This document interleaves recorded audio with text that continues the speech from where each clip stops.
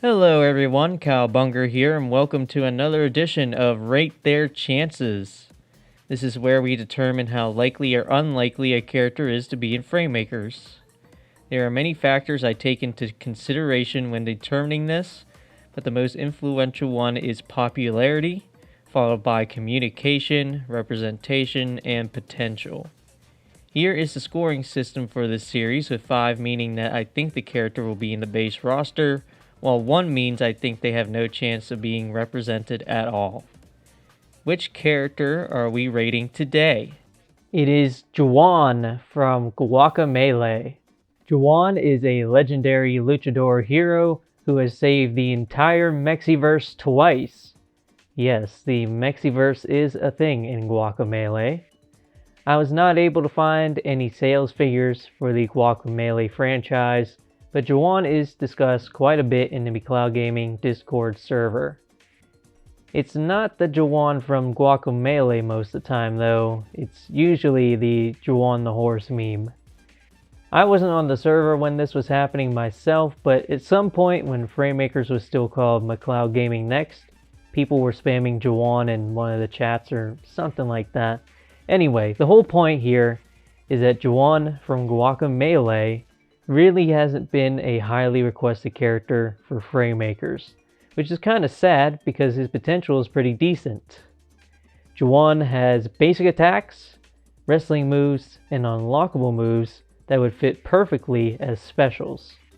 You can get some insane combos in Guacamelee, and I would think that Juan would be the same, having a more basic moveset that chains into itself really well, and he could be a grappler on top of all of that. His downside would be being a bit slower overall, but maybe he could transform into a chicken to counteract that. And yes, Juan can turn into a chicken. If Team Fray really wanted a grappler archetype in their cast, then Juan is the perfect pick in my opinion.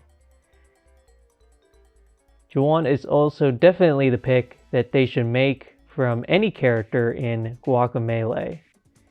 Drinkbox Studios are the ones who made Guacamelee, as well as other games like Nobody Saves the World, and they have a general inquiries page on their website. Juan has already appeared in Brawlout, Runbow, Dead Cells, and more, so I'm sure Drinkbox are more than happy to do collaborations.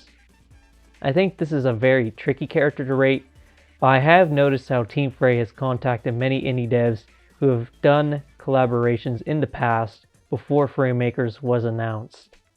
I'm not sure if they will continue to go in that direction with newer additions, since they probably want to go for more requested characters as a thanks to Kickstarter supporters. I do think that Drinkbox is a relatively popular indie company that deserves some representation, as their games are always positively received. So I'm going to go ahead and give Juan a rating of 3.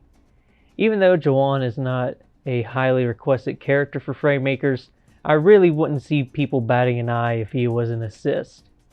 Him doing a little combo or close-up command grab could be fun. Who should I rate next? Let me know in the comments below. I do take requests.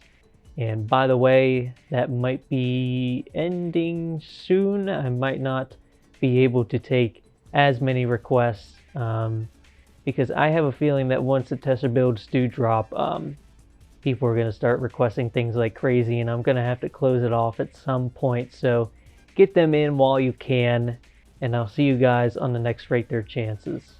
Bye.